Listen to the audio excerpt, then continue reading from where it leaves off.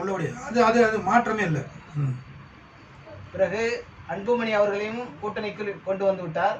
இப்பொழுது என்டிஏ கூட்டணி மிக பிரமாண்டமாக காட்சியளிக்கிறது. மிக பிரமாண்டமாக. எந்த விதத்தில்?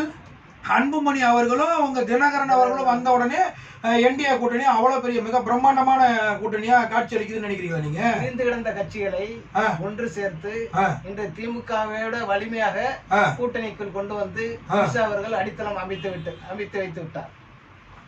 அப்படியா? அதுபோல மக்களுடைய மனதில் என்றதா நீங்க நினைக்கிறீங்களா? கண்டிப்பா இதெல்லாம் ஓட் கன்வர்சேஷன் நடக்குமா அல்லது சீட் கன்வர்சேஷன் நடக்குமா? சீட்டு அதிகமா கேட்பாங்களா, இது ஓட்டா மாறும் நினைக்கிறீங்களா?